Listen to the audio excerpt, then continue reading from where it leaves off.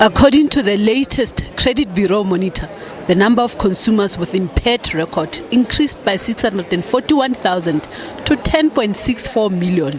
Consumers have been urged to create good spending and savings habit, and it all starts with creating a budget and sticking to it.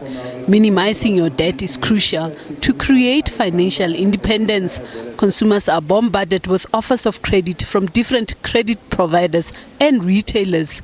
Analysts believe that in some instances, the credit is offered recklessly. So there are many instances where credit is given out recklessly and people take credit recklessly. There are some instances where retailers, banks, and even what we call township lenders push clients, despite the act, to take out more credit where they simply cannot afford to.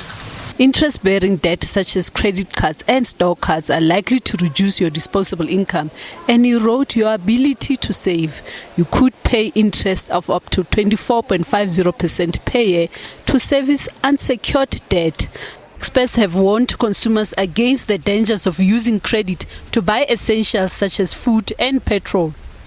If one is already buying food and petrol on credit, it means that your basic budget is totally out. It means that you're not able to support yourself on the income that you have, and thus you cannot pay back the credit that you're using to buy petrol and bread.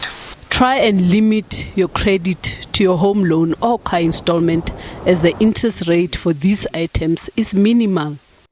South Africans spend about 72% of their disposable income servicing debt. Cash is king, and if you have to use credit to buy day-to-day essentials, it simply means you can't afford them. Avoid conspicuous spending and be disciplined with your finances. Naledi Matlapeng, SABC News, Johannesburg. Right, let's take the story further by talking to Lebogang Silibi, who's the Supervisor and Education as well as Communication Officer at the National Credit Regulator. Lebogang, thank you for joining us on Your Money on Market Sense. Tell us more about the Consumer Rights Month. Thank you very much, Diabo. So the Consumer Rights Month, it's derived from the 15th of March, which is World Consumer Rights Day, an international World Consumer Rights Day. It's when we remind consumers about their rights, and when we enforce in terms of education with regards to the National Credit Act, where we go out and reinforce our messages, where we teach consumers about their consumer rights and responsibilities when it comes to the National Credit Act. Share with us about the type of complaints you typically receive from consumers, and are any of them related to reckless lending? Yes, we do receive quite different types of complaints, such as debt cancelling, such as a reckless lending. We do receive some of those as well. We do receive complaints where consumers are saying that credit bureaus are not removing their information after they've made or they've settled a particular payment. We do receive complaints where credit providers are refusing to give consumers an updated statement. So they vary. Let's talk about the credit decisions that you have normally witnessed that we take as consumers that you could caution us against in future. So we would caution consumers with regards to, especially now that some of the consumers are becoming more desperate and they go on the internet looking for credit. So they would fall prey to fake credit providers, where they would find a certain website and they would request that they pay upfront, like they make an upfront payment before they actually give them the loan. So those are fake credit providers, because in terms of the National Credit Act, you shouldn't pay a certain amount of money in order for you to receive credit. And then also when consumers are signing their credit agreement, they should take time to understand the terms and conditions. And also, if the credit agreement comes with credit life insurance, they should also take time to read through their terms and conditions on credit life insurance, and also have a copy, so that if there comes a time when they will need assistance in terms of credit life insurance, because we found out that last year a lot of people don't even know that they do have credit life insurance, so probably they are not even claiming for credit life insurance in terms of needs.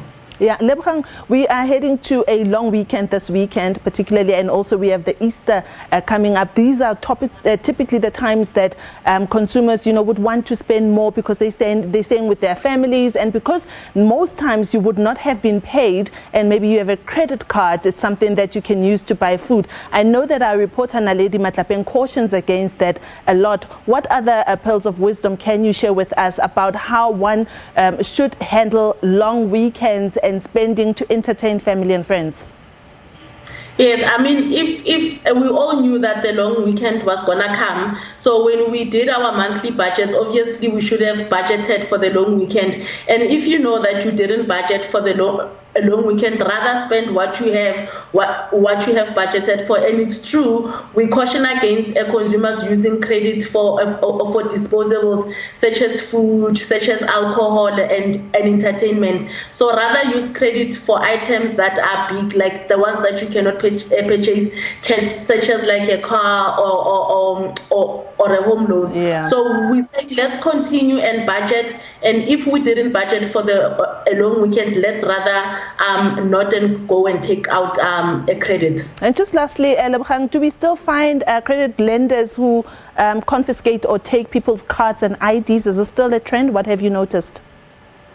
Yes, unfortunately, it is still a trend, and as the NCR, because of the lockdown, we have eased a bit on the rates, but it is still something that we will continue doing, whereas we go into communities and we do the rates together with the SABC, where we're trying to cap this particular trend of credit providers taking people's cards and IDs. And we're also urging the community to say, when we go and look out for credit, when somebody says leave your card or your ID, let's just know that it's a criminal offense, and you can report them at your nearest police station and at the National Credit Regulator as well. Lebogang Silibi from the National Credit Regulator, thank you so much for sharing these points with Your Money on Market Sense. This is all from Your Money on Market Sense. It's the long weekend. Please use your money wisely, and also support small businesses. Let's get the rand circulating among our communities. And after the break, Books on Point is coming up with Nastasia Arensa.